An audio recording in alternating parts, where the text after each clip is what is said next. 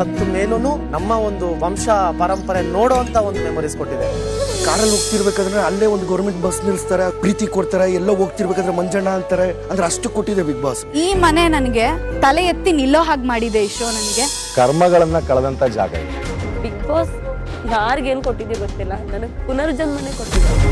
Season 11 ಬಂದಿಲ್ಲ ಅಂತಿದ್ರೆ ನನ್ನ ಲೈಫಲ್ಲಿ Bigg Boss and I love you so much till my last breath. Big boss ಇಂದು ರಾತ್ರಿ 9:30ಕ್ಕೆ. ನನ್ನ ಅನ್ನದಾತ್ರಿಗೆ ನಮಸ್ಕಾರ ರೀ. ನಾನು ನಿಮ್ಮ ಪ್ರೀತಿಯ ಮುರುಳಿ, ಗೊತ್ತಲ್ಲ. ಇವತ್ತಿನ ವಿಶೇಷ ಕಾರ್ಯಕ್ರಮನ ಸ್ಟಾರ್ಟ್ ಮಾಡ್ಬಿಡೋಣ.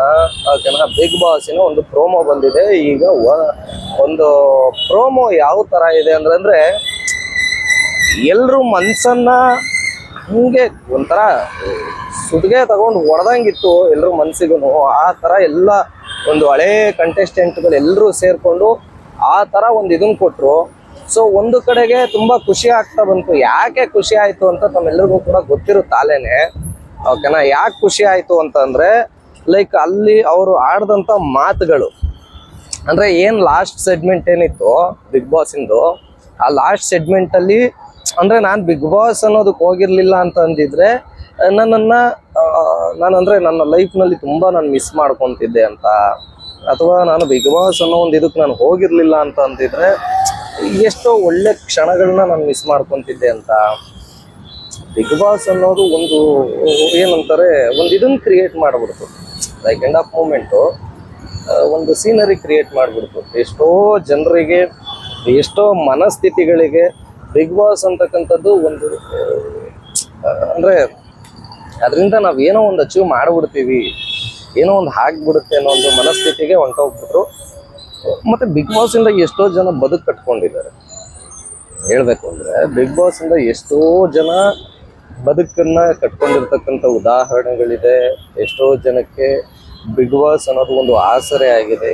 ಎಷ್ಟೋ ಜನರ ಅಂದ್ರೆ ಇಲ್ಲಿ ನೆಗೆಟಿವ್ ಆಗಿ ಅವ್ರನ್ನ ಪೋಟ್ರೇನೋ ಅಥವಾ ರಿಯಲ್ ಫ್ಯಾಕ್ಟ್ ಗೊತ್ತಿಲ್ಲ, ಒಟ್ಟಿನಲ್ಲಿ ಇಡೀ ಜನತೆಯೇ ನೆಗೆಟಿವ್ ಆಗಿ ತೋರಿಸ್ತಾ ಇದ್ದಂಥ ಒಬ್ಬ ವ್ಯಕ್ತಿನ ಬಿಗ್ ಬಾಸ್ ಅನ್ನೋದು ಅಂದ್ರೆ ಆ ಒಂದು ವ್ಯಕ್ತಿಗಳಾದ್ರೆ ಯಾರೇ ಆಗಿದ್ರು ಕೂಡ ಆ ಬಿಗ್ ಬಾಸ್ ಅನ್ನೋ ಒಂದು ವೇದಿಕೆ ಅವರಿಗೆ ಮರು ಹುಟ್ಟು, ಅಂದ್ರೆ ಅವ್ರು ಇದಲ್ಲ ಇದು ಅಂತ ತೋರಿಸ್ಕೊಂಡು ಕೊಟ್ಟಂಥದ್ದು ಈ ಬಿಗ್ ಬಾಸ್ ಅಂದ್ರೆ ತಪ್ಪಾಗೋದಿಲ್ಲ. ಅಂದ್ರೆ ಆ ಥರ ಬಿಗ್ ಬಾಸ್ ಅನ್ನೋದು ಒಂದು ಬಾಂಡಿಂಗ್ ಮೇಲೆ ಬಿಟ್ಟು ಹೋಗಿತ್ತು. ಅಂದ್ರೆ ಎಷ್ಟೋ ಜನಕ್ಕೆ ಆ ಬಿಗ್ ಬಾಸ್ ಅನ್ನೋದು ಒಂಥರ ಏನನ್ನೋದು ಜೀವ ಕೊಟ್ಟಿದೆ, ಜೀವನ ಕೊಟ್ಟಿದೆ, ಮರು ಜೀವ ಹುಟ್ಟಿಸಿದೆ. ಅಂದ್ರೆ ಎಷ್ಟೋ ಜನರನ್ನ ಅವ್ರು ಇನ್ನೇನು ನಮ್ಮ ಕತೆ ಮುಗೀತು, ನಮ್ಮ ಚಾಪ್ಟರ್ ಎಂಡು ಅನ್ನುವಂಥ ಎಷ್ಟೋ ಜನರನ್ನ ಈ ಬಿಗ್ ಬಾಸ್ ಅಂತಕ್ಕಂಥದ್ದು ಲೈಕ್ ಮತ್ತೇನೆ ಅವ್ರಿಗೆ ಹೊಸ ಜೀವನ ಕಟ್ಕೊಂಡು ಕೊಟ್ಟಿದೆ ಅಂತಂದ್ರೆ ತಪ್ಪಾಗೋದಿಲ್ಲ. ಸೊ ಆ ಅರ್ಥದಲ್ಲಿ ಎಷ್ಟೋ ಜನರು ಕಟ್ಕೊಂಡಿದ್ದಾರೆ. ಇನ್ನೂ ಎಷ್ಟೋ ಜನ ಬಿಗ್ ಬಾಸ್ ಅನ್ನೋ ಒಂದು ವೇದಿಕೆ ಬಂದಾದ್ಮೇಲೆ ನಾನು ಹಂಗೆ ನಾನು ಹಿಂಗೆ ಅಂತ ಅಂದ್ಬಿಟ್ಟು ದೊಡ್ಡದಾಗಿ ಬಿಲ್ಡಪ್ ಕೊಟ್ಕೊಂಡು ಶೋ ಅಪ್ ಮಾಡಿಕೊಂಡು ಅವರ ತನವನ್ನ ಅವರು ಹಾಳು ಮಾಡ್ಕೊಂಡಿರುವಂಥ ಉದಾಹರಣೆಗಳು ಇದ್ದಾವೆ. ಎಂಡ್ ಆಫ್ ಮೂಮೆಂಟು ಹಾಳು ಮಾಡ್ಕೊಂಡಿರುವಂಥ ಉದಾಹರಣೆಗಳು ಇದ್ದಾವೆ, ಉದ್ಧಾರ ಮಾಡಿಕೊಂಡು ಜೀವನನ ಕಟ್ಕೊಂಡಿರುವಂಥ ಉದಾಹರಣೆಗಳು ಇದ್ದಾವೆ. ಅದರಿಂದನ ನನ್ನ ಒಂದು ಏನಂತಾರೆ ಎಲ್ಲೇ ಒಂದು ಪ್ರೋಗ್ರಾಮ್ಗೆ ಹೋದ್ರು ಕೂಡ ಇಷ್ಟು ಅನ್ನೋ ಥರಕ್ಕೆ ಅಂದರೆ ಅವರು ಫಿಕ್ಸ್ ಮಾಡ್ಕೊಂಡು ಹೋಗುವಂಥ ಉದಾಹರಣೆಗಳು ಇದ್ದಾವೆ. ಓಕೆ, ಮತ್ತು ಹೊರಗಡೆಗೆ ನೆಗೆಟಿವ್ ಆಗಿ ಪೋಟ್ರೆ ಆಗ್ತಾ ಇದ್ದಂಥ ಎಷ್ಟೋ ಜನರಿಗೆ ಬಿಗ್ ಬಾಸ್ ಅನ್ನೋದು ಒಂದು ಪಾಸಿಟಿವ್ ವೈಬ್ನ ತುಂಬಿದಂಥ ಕೆಲಸನೂ ಮಾಡಿದೆ. ಓಕೆನಾ? ಸೊ ಇದೆಲ್ಲ ಅನೇಕ ವಿಚಾರಧಾರಣೆಗಳ ಕುರಿತು ಬಿಗ್ ಬಾಸ್ ಒಳ್ಳೆ ಕಾರ್ಯಗಳನ್ನ ತುಂಬ ಮಾಡಿದೆ. ಅದ್ರ ಬಗ್ಗೆ ನಾವು ಮಾತೇ ಆಡೋದು ಬೇಡ. ಅಂದರೆ ಬಿಗ್ ಬಾಸ್ ಅನ್ನೋ ಒಂದು ವೇದಿಕೆ ಅಷ್ಟು ಅದ್ಭುತವಾದಂಥದ್ದು. ಆ ಒಂದು ವೇದಿಕೆಗೆ, ಆ ಒಂದು ವಿಚಾರಧಾರಣೆಗಳಿಗೆ ಸಂಬಂಧಪಟ್ಟಂತೆ ಏನು ನಡೀತಾ ಇದೆ ಗುಸುಗುಸು ಪಿಸುಗುಸು, ಸೊ ಆ ಒಂದು ವಿಚಾರಕ್ಕೆ ಸಂಬಂಧಪಟ್ಟಂತೆ ನಾವಿವತ್ತು ಮಾತಾಡ್ತಾ ಹೋಗೋಣ. ಏನು ಬಿಗ್ ಬಾಸಿನ ಅಪ್ಡೇಟ್, ಬಿಗ್ ಬಾಸಿನ ಪ್ರೋಮೋದಲ್ಲಿ ಅಂದರೆ ಇವತ್ತಿನ ಪ್ರೋಮೋದಲ್ಲಿ ಭಾಳ ಅದ್ಭುತವಾಗಿ ಬಂದಿರತಕ್ಕಂಥ ಉದಾಹರಣೆ ಅಂದರೆ ಲೈಕ್ ಅವರು ಯಾವ ಥರ ಏನು ಮಾಡಿದ್ರು, ಏನು ಬಿಟ್ಟರು, ಹೆಂಗೆ ಅದನ್ನೆಲ್ಲವೂ ಕೂಡ ತೋರಿಸ್ಕೊಂಡು ಕೊಡುವಂಥ ಕೆಲಸನ ಈ ಬಿಗ್ ಬಾಸ್ ಅಂತಕ್ಕಂಥದ್ದು ಮಾಡ್ತಾ ಇರೋದು ಒಂದು ವಿಶೇಷ. ಓಕೆನಾ? ಎಷ್ಟೋ ಜನರ ಮನಸ್ಥಿತಿಯನ್ನು ಬದಲಾಯಿಸಿದೆ. ಆದರೆ ನಾನು ಹೇಳುವಂಥದ್ದು ಬಿಗ್ ಬಾಸ್ ಯಾವ ಥರ ಟಾಸ್ಕ್ ಕೊಟ್ಟಿದ್ರು ಗೊತ್ತಿಲ್ಲ ಇವ್ರಿಗೆ ಎಲ್ಲನ. ಯಾರಿಗೆ ರಜತ್ ಅವ್ರಿಗಾಗ್ಬೋದು, ಉಗ್ರಂ ಮಂಜು ಅವ್ರಿಗಾಗ್ಬೋದು, ಮೋಕ್ಷಿತಾಗಾಗ್ಬೋದು, ತ್ರಿವಿಕ್ರಮ್ಗಾಗ್ಬೋದು, ಚೈತ್ರಾ ಕುಂದಾಪುರ ಅವ್ರಿಗಾಗ್ಬೋದು, ಯಾವ ಥರ ಟಾಸ್ಕ್ ಕೊಟ್ಟಿತ್ತು ಗೊತ್ತಿಲ್ಲ. ಬಟ್ ಎಂಡ್ ಆಫ್ ಮೂಮೆಂಟ್ ಅಂತ ಬಂದಾಗ ಟಾರ್ಗೆಟ್ಟು ಗಿಲ್ಲಿ ಅನ್ನೋ ಥರ ಪೋಟ್ರೆ ಆಯಿತು. ಗಿಲ್ಲಿನೇ ಎಲ್ಲರೂ ಕೂಡ ಸೇರಿ ಟಾರ್ಗೆಟ್ ಮಾಡಿದ್ರಿ, ಅವನಿಗೆ ಸೀರೆ ಉಡಿಸುವಂಥ ಕೆಲಸ ಮಾಡಿದ್ರಿ.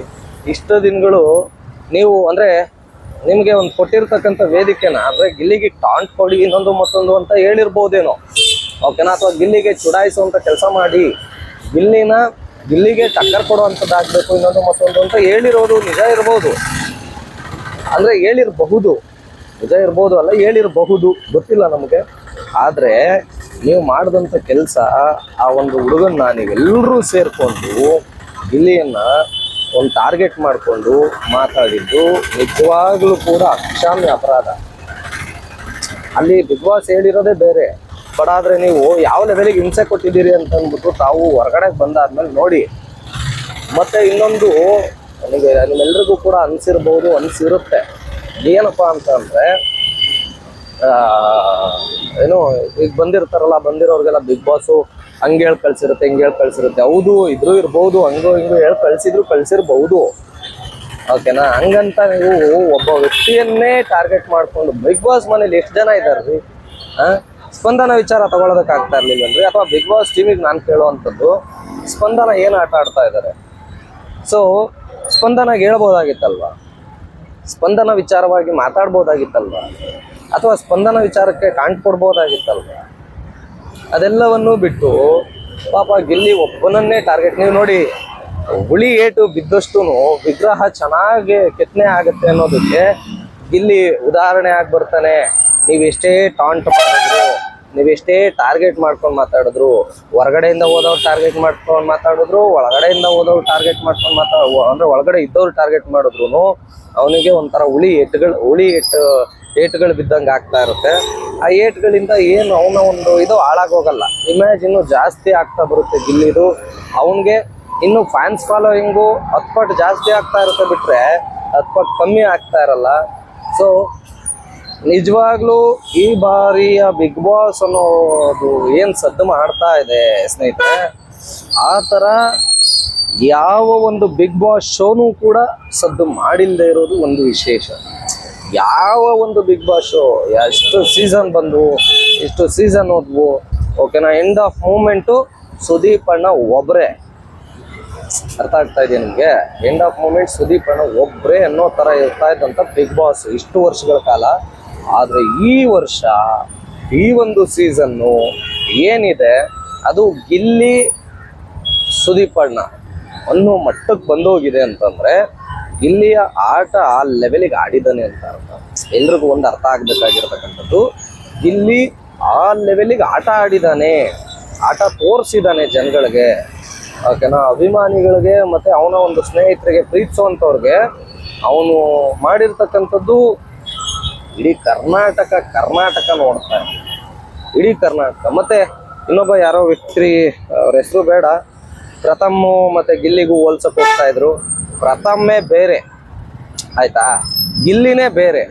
ಗಿಲ್ಲಿಗೂ ಪ್ರಥಮ್ಗೂ ಲಾಟ್ ಆಫ್ ಚೇಂಜಸ್ ಇದೆ, lot of changes. Because Gilli ಬಂದಿರೋವಂಥ ಕಷ್ಟ, ಅವ್ನು ಬೆಳೆದು ಬಂದಿರೋವಂಥ ರೀತಿ ರಿವಾಜುಗಳು ಬೇರೆ ಇದೆ. ಪ್ರಥಮ್ ಬೆಳೆದು ಬಂದಿರೋ ರೀತಿ ಮತ್ತು ಅವ್ನು ಪಟ್ಟಿರೋ ಕಷ್ಟ ಇನ್ನೊಂದು ಮತ್ತೊಂದು ಅದು ಬೇರೆ ಇದೆ. ಎಂಡ್ ಆಫ್ ಮೂಮೆಂಟು ಗಿಲ್ಲಿಯ ಆಟಕ್ಕೆ ಪ್ರಥಮ್ನ ಹೋಲಿಸೋದು ದೊಡ್ಡ ಮೂರ್ಖತನ. ಗಿಲ್ಲಿಗೆ ಪ್ರಥಮ್ನ ಒಂದೇನಂತಾರೆ, ಗಿಲ್ಲಿ ಪ್ರಥಮ್ ಇಬ್ರು ಒಂದೇನೆ. ಆ ಸೀಸನ್ನಲ್ಲಿ ಗಿಲ್ಲಿ ಇದ್ದ, ಏನು ಪ್ರಥಮ್ ಇದ್ದ, ಈ ಸೀಸನ್ನಲ್ಲಿ ಗಿಲ್ಲಿ ಅದೇ ಥರದಲ್ಲಿ ಆಡ್ತಾ ಇದ್ದಾನೆ, ಹೋದವ್ರಿಗೆಲ್ಲ ಹಿಂಸೆ ಕೊಡ್ತಾ ಇದ್ದಾನೆ, ಅದು ಇದು ಅಂತ ಹೇಳ್ತಾ ಇದ್ದಾರಲ್ಲ, ಅವರಂಥ ಮುಟ್ಟಾಳ್ರು ಇನ್ನೊಬ್ರಿಲ್ಲ ಅಂತ ಹೇಳ್ತೀನಿ. ಅವರಂಥ ಮುಟ್ಟಾಳ್ರು ಇನ್ನೊಬ್ರಿಲ್ಲ. ಏನು ಹೋಗಿ ನೋಡ್ಬಿಟ್ಟವ್ ನೀವು ಅಯ್ಯ, ಏನು ಗುರು, ಯಾವುದಕ್ಕಾದ್ರೂ ಆಗಲಿ ಅಯ್ಯೋ ದೇವ್ರೇ, ಯಾವ ಒಂದು ವಿಚಾರ ತೆಗೆದ್ರು ಕೂಡ ಅಲ್ಲಿ ಆಲೇನೆ ಅದಕ್ಕೊಂದು ಸೇರ್ಪಡೆ ಮಾಡಿರ್ತಾರೆ ಆ ವ್ಯಕ್ತಿ, ಓಕೆನಾ. ಸೇರ್ಪಡೆ ಮಾಡಿರ್ತಾರೆ. ಕಿರಿಕಿರ್ತಿಯವ್ರೆ, ಸೇರ್ಪಡೆ ಏನಕ್ಕೆ ಮಾಡ್ಬೇಕ್ರಿ? ನಾನು ಕೇಳೋದು, ಸೇರ್ಪಡೆ ಏನಕ್ಕೆ ಮಾಡಬೇಕು? ಅವ್ರ ವ್ಯಕ್ತಿತ್ವ ಅವ್ರದ್ದು, ಇವ್ರ ವ್ಯಕ್ತಿತ್ವ ಇವ್ರದ್ದು. ಇವ್ರದ್ದೇನಿದೆ ಅದನ್ನು ಮಾತ್ರ ಮಾತಾಡಬೇಕು, ಇವ್ರದ್ದೇನಿದೆ ಅದನ್ನು ಮಾತ್ರ ಹೇಳ್ಬೇಕು ನೀವು, ಓಕೆ. ಹೋಲ್ಸೋದು ಬೇಡ. ಒಬ್ರನ್ನೊಬ್ರನ್ನ ಹೋಲ್ಸೋದು ಬೇಡ. ಪ್ರಥಮ ಆಡಿದಾನೆ, ಗಿಲ್ಲಿ ಆಟ ಆಡಿದಾನೆ. ಓಕೆನಾ? ನೀವೇನು ಆಟ ಆಡಿದ್ದೀರಿ ಅದು ಭಾಳ ಮುಖ್ಯ. ಏನು ಹೇಳಿ, ನೀವು ಏನು ಆಟ ಆಡಿದ್ದೀರಿ ಅನ್ನೋದು ಭಾಳ ಮುಖ್ಯ ಆಗುತ್ತೆ. ಅದನ್ನ ಮಾತಾಡಿ. ನೀವು ಬಿಗ್ ಬಾಸಿಗೆ ಹೋಗಿ ಬಂದಿದ್ದೀರಿ, ಕೀರ್ತಿ ಅವರೇ. ಪ್ರಥಮ್ಗೆ ಮತ್ತೆ ಗಿಲ್ಲಿಗೆ ಹೋಲ್ಸಕ್ಕೆ ಹೋಗ್ತಾ ಇದ್ದೀರಿ ತಾವು. ಅದೇನು ನಿಮ್ಗೇನು ಅಂದ್ಕೊಂಡು ಮಾತಾಡ್ತಿರೋಪ್ಪ? ನನಗಂತೂ ಓದಾಗ್ತಾ ಇಲ್ಲ. ನೀವೇನು ಅಂದ್ಕೊಂತೀರಾ, ಏನು ಅಂದ್ಕೊಂಡು ಮಾತಾಡ್ತೀರಾ? ಅದೇ ನನಗೆ ಅರ್ಥ ಆಗದೆ ಇರುವಂಥ ಯಕ್ಷ ಪ್ರಶ್ನೆ ಆಗಿ ಉಳಿತಾ ಇರುವಂಥದ್ದು ಅದೇನೆ. ನೀವೇನು ಮಾತಾಡೋದಕ್ಕೆ ಹೋಗ್ಬೇಕು ಅಂದ್ಕೊಂಡಿದ್ದೀರಿ? ಯಾವುದೋ ಒಟ್ಟಿನಲ್ಲೇನೋ ಆ ಒಂದು ವಿಚಾರದ ಬಗ್ಗೆ ಮಾತಾಡ್ಬಿಟ್ರೆ ಮುಗೀತು. ಏನೋಪ್ಪ ಅವಾಗೆಲ್ಲ ಬಂದ್ರಿ ಅದಂಗೆ ಅದಂಗಾಯ್ತು ಇದಿಂಗಾಯ್ತು ಅಂತ ಅಂದ್ಬಿಟ್ಟು ಅವನು ಯಾರೋ ತುಕಾಲಿ ಸುಮಂತನ ಜೊತೆಗೆ ಹಾಕ್ಕೊಂಡು ಅಣ್ಣ ಹಂಗೆ ಅಣ್ಣನೇ ಹೇಳಿದ್ದು ಅಣ್ಣನೇ ಕೇಳಿದ್ದು ಅಂತ ಅವನು ಅದೇನೋ ಅಂತಾರಲ್ಲ, ಈ ಹುಡುಕ ಬುದ್ಧಿ ಕೋತಿ ಬುದ್ಧಿ ಎರಡು ಒಂದೇ ಅಂತೆ. ಹಂಗೆ ಅವನು ಏನೋ ಒಂದು ಮಾತಾಡ್ದ. ನೀವು ಅವನಿಗೆ ಹಂಗೆ ಅಂತ ಅಂದ್ಕೊಂಡು ಬ್ಯಾಕಲ್ಲಿ ಸಪೋರ್ಟ್ ಮಾಡಿ ಫ್ರಂಟಲ್ಲಿ ನನಗೂ ಅವನಿಗೂ ಸಂಬಂಧ ಇಲ್ಲ ಅಂತ ಅಂದು ಎಲ್ಲರೂ ನೋಡಿದ್ರಿ. ಎಲ್ಲರೂ ನೋಡವ್ರೆ. ಇಡೀ ಕರ್ನಾಟಕನೇ ನೋಡೈತೆ ಕೀರ್ತಿ ಅವ್ರೆ. ಈಗ ಬಿಗ್ ಬಾಸಿನ ವಿಚಾರಕ್ಕೆ ಬಂದಿದ್ದೀರಿ ತಾವು. ಬಿಗ್ ಬಾಸಿನ ಒಂದು ವಿಚಾರಕ್ಕೆ ಬಂದುಬಿಟ್ಟು ತಾವು ಕೀರ್ತಿಯ ವಿಚಾರದ ಏನೋ ನಮ್ಮ ಗಿಲ್ಲಿ ನಟನ ವಿಚಾರಕ್ಕೆ ಪ್ರಥಮ್ನ ಹೋಲಿಸ್ತಾ ಇದ್ದೀರಿ. ರೀ ಪ್ರಥಮ್ ಮಾತಿನ ಮೇಲೆ ಇಡ್ತಾನೆ ಇಲ್ರಿ. ಪ್ರಥಮ್ಗೆ ಮಾತಿನ ಮೇಲೆ ಇಡ್ತಾನೆ ಇಲ್ಲ, ಆಯ್ತಾ? ಆದ್ರೆ ಗಿಲ್ಲಿನ ನೀವು ಹಂಗಂತ ಹೇಳೋದಕ್ಕೆ ಹೋಗ್ತಿರಲ್ರಿ. ಗಿಲ್ಲಿಯ ಚಾಕುಚಕ್ಯತೆ ಮಾತಿನ ಶೈಲಿ ಬೇರೆ, ಪ್ರಥಮ್ನ ಮಾತು ಚಾಕುಚಕ್ಯತೆ ಅವನ ಶೈಲಿ ಬೇರೆ. ಅದಕ್ಕೂ ಇದಕ್ಕೂ ಕಂಪ್ಯಾರಿಸಮೇ ಮಾಡೋದಕ್ಕೆ ಹೋಗ್ಬೇಡಿ ಅಂತ ಹೇಳ್ತೀನಿ. ಓಕೆ, ಮತ್ತೆ ಸ್ನೇಹಿತರೆ ನಿಮ್ಗೇನು ಅನ್ನಿಸ್ತು? ನಿಮಗೆ ಏನು ಅನ್ನಿಸ್ತು ಅನ್ನೋದು ಬಹಳ ಮುಖ್ಯ ಆಗುತ್ತೆ. ಅದನ್ನು ದಯವಿಟ್ಟು ತಪ್ಪದೆ ಕಮೆಂಟ್ನ ಮೂಲಕ ತಿಳಿಸಿ. ಮತ್ತು ಆ್ಯಸ್ ಇಟ್ ಈಸ್ ನಾನು ಹೇಳ್ತೀನಲ್ಲ, ಯಾರ್ಯಾರೆಲ್ಲ ಹೊಸದಾಗಿ ನಮ್ಮ ಚಾನಲ್ನ ನೋಡಲಿಕ್ಕೆ ಅಂತ ಬಂದಿದ್ದೀರಿ, ಯಾರ್ಯಾರಿಗೆಲ್ಲ ಈ ಒಂದು ವಿಡಿಯೋ ಹೊಸದಾಗಿ ತಲುಪಿದೆ, ಸೊ ಮಿಸ್ ಮಾಡದೆ ತಾವುಗಳೆಲ್ಲರೂ ಕೂಡ ನಿಮ್ಮ ಫೇವ್ರೆಟ್ ಕಂಟೆಸ್ಟೆಂಟ್ ಯಾರು ಅದನ್ನು ತಪ್ಪದೆ ತಿಳಿಸೋವಂಥ ಪ್ರಯತ್ನ ಮಾಡಿ ಅಂತ ಕೇಳ್ಕೊಂತೀವಿ. ಓಕೆನಾ? ಮತ್ತು ಗಾಡೀಲಿ ಬರ್ತಾ ಇರೋದಲ್ವಾ, ಸೊ ಹಾಗಾಗಿ ಸ್ವಲ್ಪ ಅಳ್ಳಾಡೋದು ಉಳ್ಳಾಡೋದು ಆಗುತ್ತೆ ಮೊಬೈಲ್. ಓಕೆ, ಅಥವಾ ಸೊ ಅದಕ್ಕೆಲ್ಲ ಯಾರು ಬೇಜಾರಾಗಬೇಡಿ. ಆರಾಮಾಗಿ ಗಿಲ್ಲಿಗೆ ಓಟ್ ಹಾಕೋಣ. ಗಿಲ್ಲಿನ ಆಟ ಚೆನ್ನಾಗಿ ಆಡ್ತಾ ಇದ್ದಾನೆ ಅಂತ ನಿಮಗೂ ಅನ್ಸಿದ್ರೆ ಕಮೆಂಟ್ ಮಾಡಿ, ಮತ್ತು ಗಿಲ್ಲಿಗೆ ಓಟ್ ಹಾಕಿ. ಚೆನ್ನಾಗಿ ಆಡ್ತಾ ಇಲ್ಲ ಅಂತ ನಿಮ್ಮ ಫೇವ್ರೇಟ್ ಯಾರು? ಈಗ ನೋಡಿ, ನಾವು ಯಾರಿಗೂ ಇಲ್ಲಿ ಗಿಲ್ಲಿನೇ ಚೆನ್ನಾಗಿ ಆಡ್ತಾ ಇದ್ದಾನೆ, ಗಿಲ್ಲಿಗೆ ಓಟ್ ಹಾಕಬೇಕು, ಬೇರೆ ಇನ್ಯಾರಿಗೂ ಓಟ್ ಹಾಕಬಾರ್ದು, ಇವ್ಯಾವುದು ನಾವು ಹೇಳಲ್ಲಪ್ಪ. ಓಕೆ, ನಿಮ್ಮ ಫೇವ್ರೆಟ್ ಕಂಟೆಸ್ಟೆಂಟ್ ಯಾರು? ನಿಮ್ಗೆ ಯಾರು ಇಷ್ಟ ಆಗ್ತಾರೆ? ಈಗ ನನಗೆ ಗಿಲ್ಲಿ ಇಷ್ಟ ಆದ ಗುರು, ನಾನು ಗಿಲ್ಲಿ ಪರವಾಗಿನೇ ಮಾತಾಡ್ತೀನಿ. ಅಂದರೆ ಅವನು ಇಲ್ಲಿವರೆಗೂ ಚೆನ್ನಾಗಿ ಆಡ್ತಾನೆ, ಅಲ್ಲಿವರೆಗೂ ಆಯ್ತಾ. ಅವನು ಚೆನ್ನಾಗಿ ಆಡ್ತಾ ಇಲ್ಲ ಅಂತಂದ್ರೆ ವಿರೋಧವಾಗಿ ಮಾತಾಡ್ತೀನಿ. ಅದರಲ್ಲಿ ಏನು ತಪ್ಪಿದೆ? ಇಟ್ಸ್ ಆ್ಯಂಡ್ ಟ್ರೂ ಅಲ್ವಾ? ಅಥವಾ ವೀಕ್ಷಕರಿಗೆ ಗೊತ್ತಿರುತ್ತೆ, ನನ್ನನ್ನು ಪ್ರೀತಿಸೋರಿಗೆ ಗೊತ್ತಿರುತ್ತೆ, ನನ್ನನ್ನು ಬೆಳೆಸೋರಿಗೆ ಗೊತ್ತಿರುತ್ತೆ. ಯಾರೋ ಮಾಮೂಲಿ 1-5 ಜನ ಅದೇನೋ ಅಂತಾರಲ್ಲ,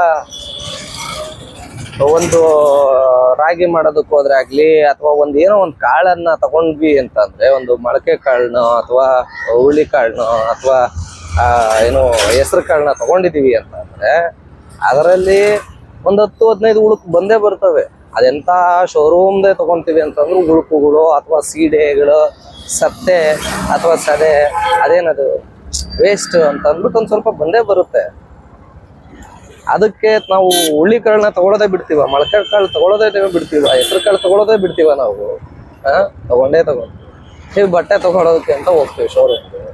ಸೊ ಎಲ್ಲೋ ಒಂದು ನಮ್ಗೆ ಭಾಳ ಇಷ್ಟ ಆಗಿರುತ್ತೆ ಆ ಪೀಸು, ಎಲ್ಲೋ ಒಂದೇ ಒಂದು ಏನಂತಾರೆ ಹೊಲಿಗೆ ಬಿಚ್ಕೊಂಡ್ಬಿಟ್ಟಿರುತ್ತಪ್ಪ. ನಾವು ಅದಕ್ಕೆಲ್ಲ ತಲೆ ಕೆಡಿಸ್ಕೊಂಡು ಅದನ್ನು ಬಿಡ್ತೀವ?